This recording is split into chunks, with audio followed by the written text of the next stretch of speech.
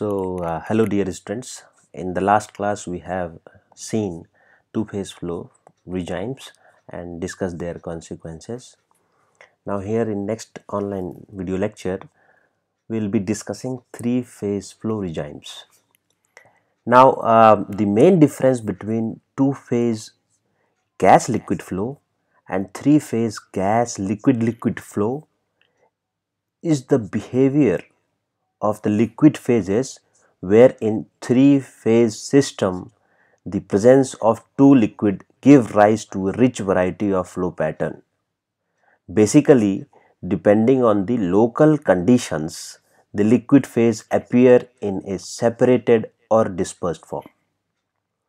Now, in the case of separated flow, distinct layer of oil and water can be discriminated, although there may be some interentainment of one liquid phase into other, right?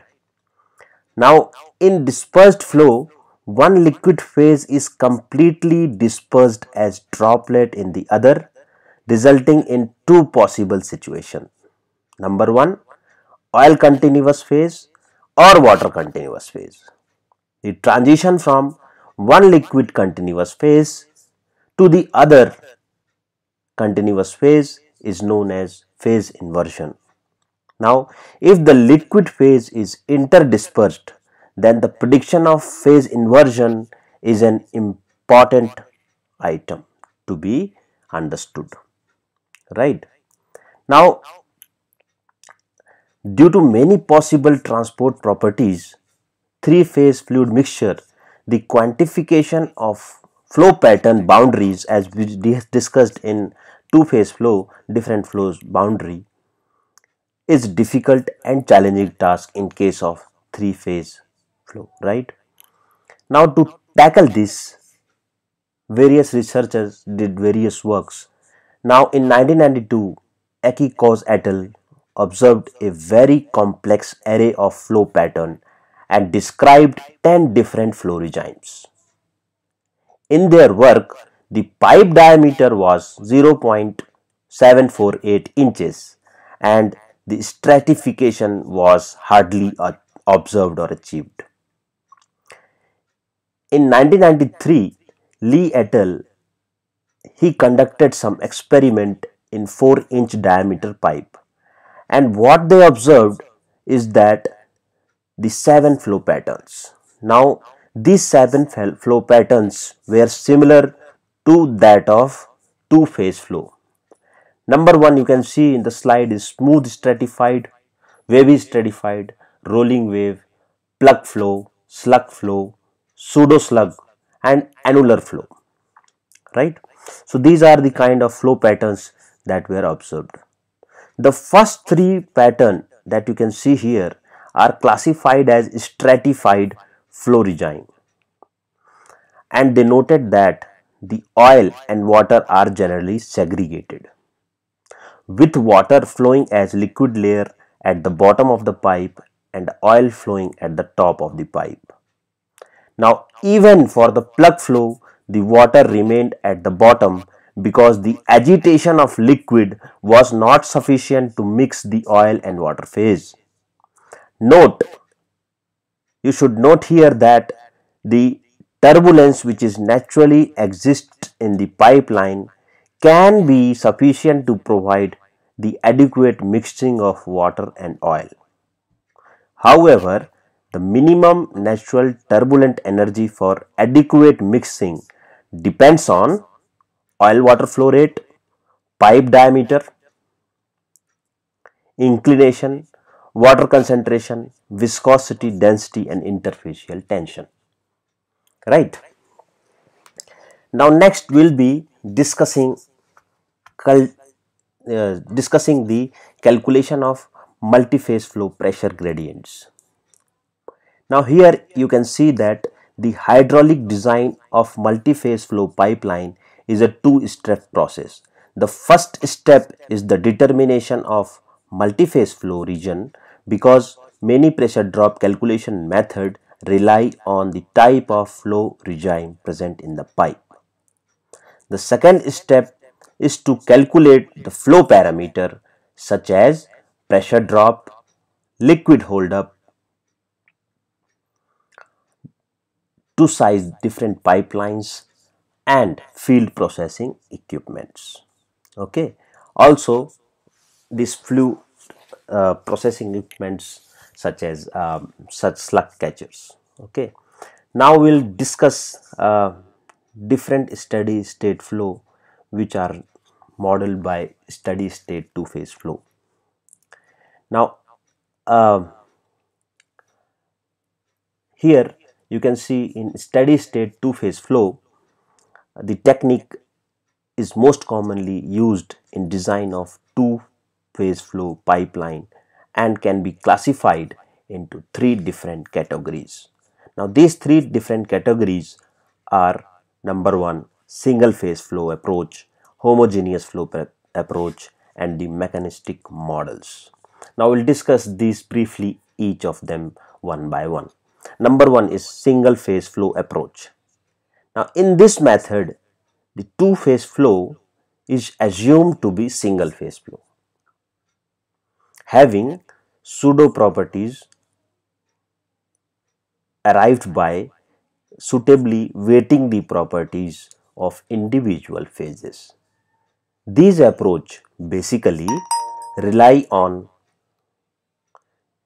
the well established design equations for single phase flow in the pipes. Now this two-phase flow can be treated as a simple extension by the use of safety factor to account for higher pressure drop generally encountered in two-phase flow. Now this approach was widely used and generally resulted in inaccurate pipeline design. Therefore, this method of single phase flow approach will not be covered in depth and reviewed elsewhere. Right? Now next we'll discuss the homogeneous flow approaches. Now the inadequacy of the single phase flow approaches triggered the researcher to develop different design procedures and to predict different predictive models for two-phase flow system. Their effort led to the development of homogeneous flow approaches to describe these complex flows. The homogeneous approach, also known as friction factor model. Now this approach is somewhat similar to that of single phase flow approach, except that mixed fluid properties are used in the determination of friction factor. Therefore, the appropriate definition of the fluid properties are critical to the accuracy of the model. The mixture properties are generally expressed empirically as a function of gas and liquid properties. And if we can also include their respective holdup in this case. Now you can also see that many of these correlations are based on flow regime correlations, and that determine the two-phase friction factor, or you can say two-phase flow friction factor, which is then used to estimate the pressure drop in the pipeline. Now some of these correlation used to predict pressure drop reasonably well, and the application is generally limited. Now this application is generally limited means, what I mean to say here is that the application is limited because of the limited database which is available. Okay, and we are generally rely on most of the laboratory scale experiments. So there are various correlations or methods given by different researcher. One is the relation given by Lockhart and Martinelli. Now this method was developed by correlating different experimental data generated in horizontal isothermal two-phase flow of two component system. One is air oil, as you can see in the slide, air water at low pressure in 1-inch diameter pipe. Lockhart and Martinelli in 1949 separated these data into four sets dependent on whether the phases flowed in a laminar or turbulent flow. We will see this in a coming table. Also, if these phases were flowing alone in the same pipe, right? So they have suggested four different set of data dependent. Now in this method, a definite portion of flow area is assigned to each phase, right? And it is assumed that single phase pressure drop equation can be used independently for each phase. The two phase friction pressure drop is calculated by multiplying a correction factor, right? This is the correction factor which is being multiplied by frictional pressure drop, right, for gas and for liquid. So if we multiply this constant or correction factor, we'll have the pressure drop in a given pipeline. Now here you can see we have different set of equations for finding out the pressure drop, and this Fg is a friction factor due to gas, this is friction factor due to liquid, and this is determined by Moody diagram, right? So phi g and phi l shown in this slide are the two phase correction factors are determined using the relationship shown here. So this phi g and phi l can be determined by this relationship. Now where you can see C is the parameter which is shown here, and it is given by this table.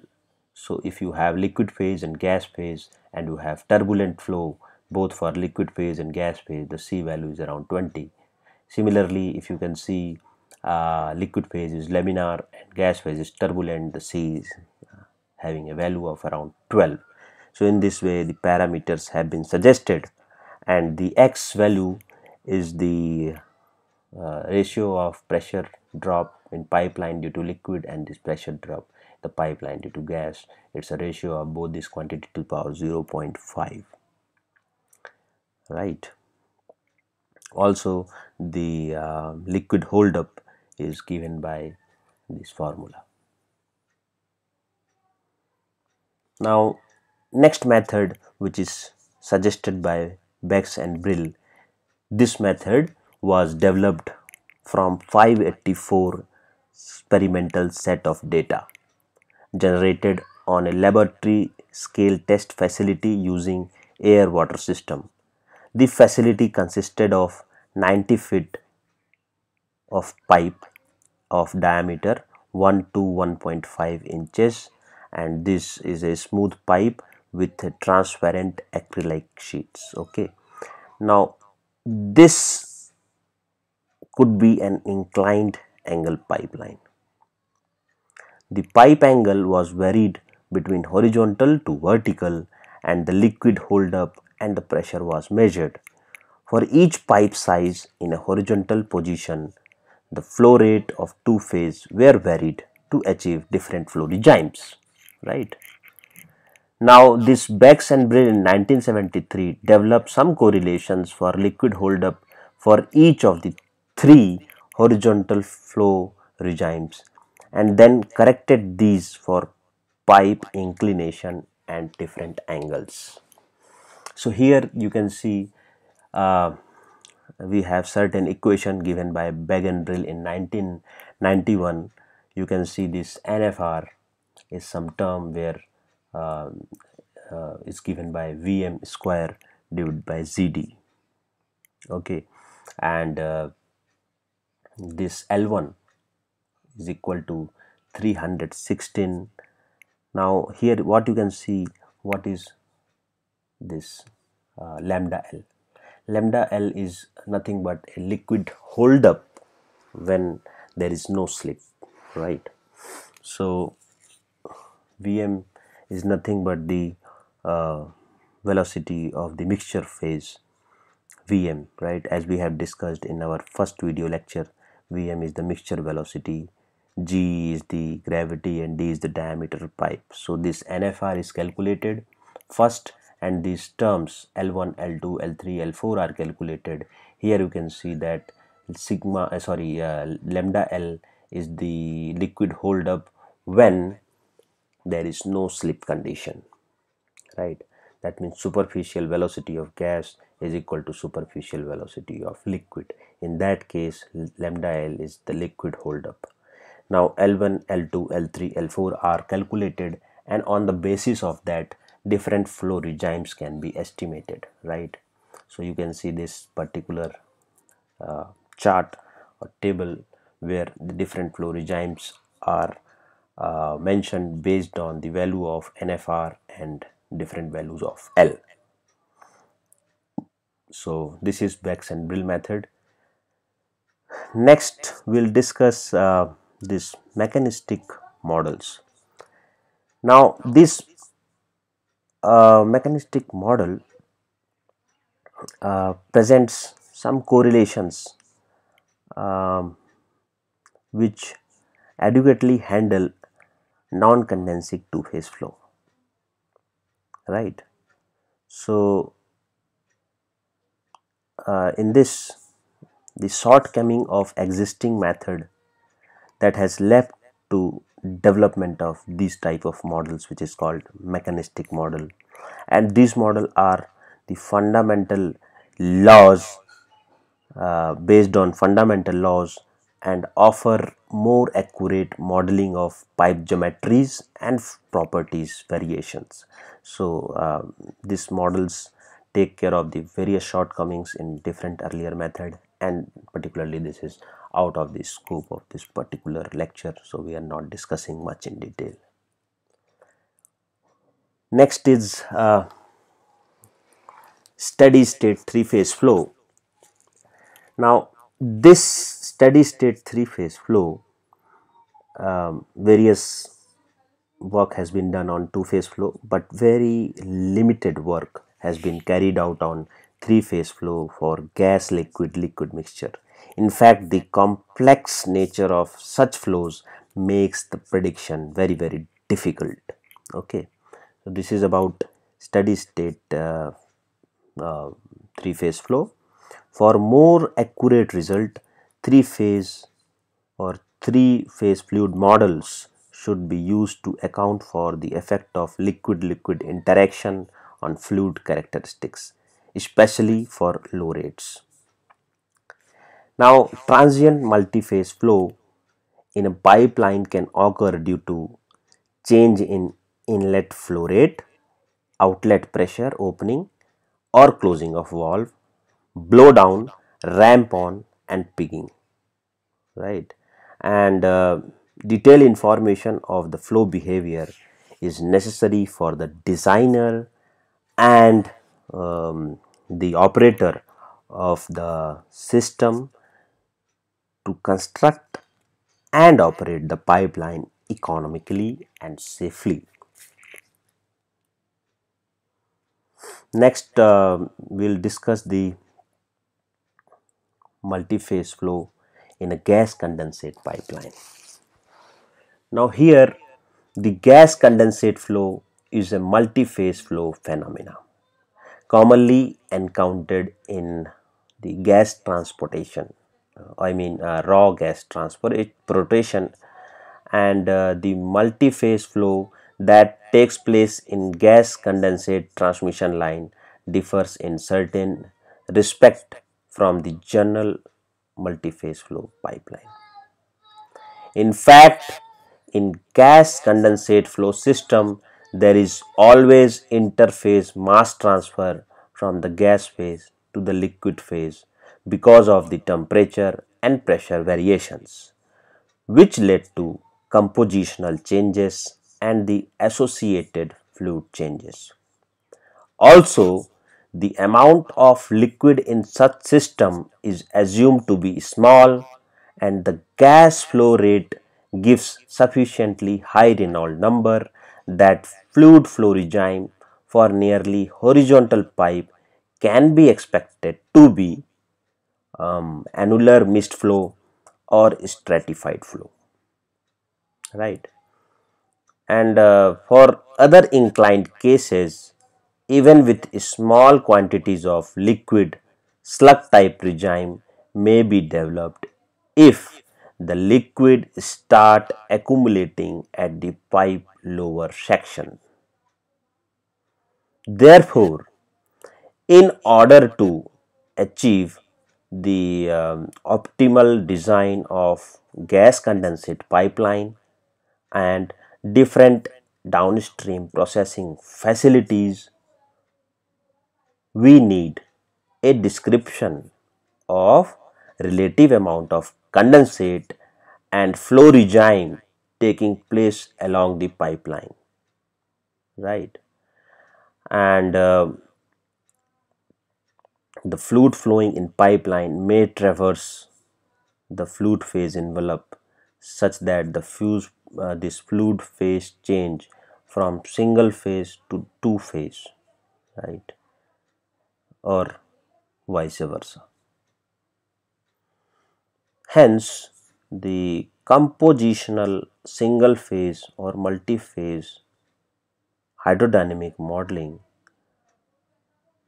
which couples generally a hydrodynamic model with a natural gas phase behavior model.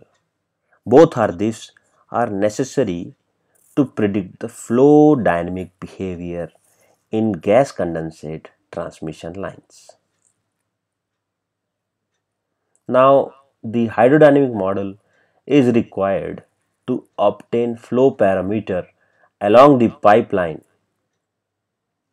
and the phase behavior model is required for determining the phase condition at any point in the pipe, the mass transfer between the flow phase and fluid properties, right? It should be noted that despite the importance of gas flow with low liquid loading for the operation of gas pipelines, there are very few attempts being made to study flow parameters in gas condensate pipelines. It should also be noted that the presence of condensate reduces the deliverability and also create several operation problems in transmission lines. So, the periodic removal of the liquid from pipeline is thus necessarily required and desirable. To remove the accumulation in the pipeline, particularly in a lower section of the pipeline, pigging is done. Pigging is generally performed, right? And these operations keep the pipeline free of liquid. Okay. Now, once the pipeline is liquid free, we have very less overall pressure drop, and then we can increase the pipeline flow efficiency. Okay. Also, I want to highlight here is that the pigging process associate with transient flow behavior in the pipeline. Therefore, predicting the transient behavior in multiphase or gas condensate pipeline is important. And there are various commercial codes available which are based on two fluid model. and if we want to utilize this type of model in case of transient flow conditions in gas and gas condensate transmission lines, we need to modify them. So then only we can use such type of models. Now various transient flow models are available in the market. One is Olga, other is Profes, PROFES, and TACITE. So there are different codes which are available in market to model such kind of flow behavior, multiphase flow behavior in pipeline.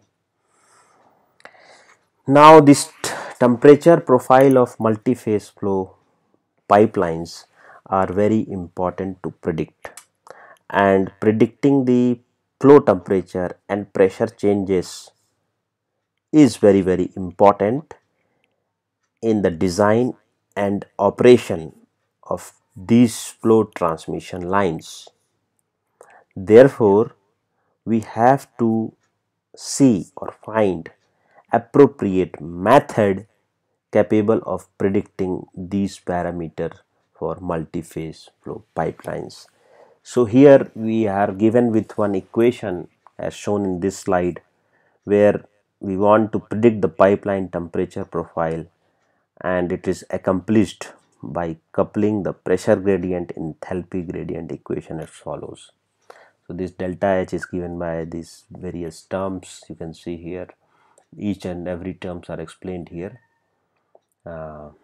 So U is the overall heat transfer coefficient, and rest of the term is known to you. You can read it out from this particular slide.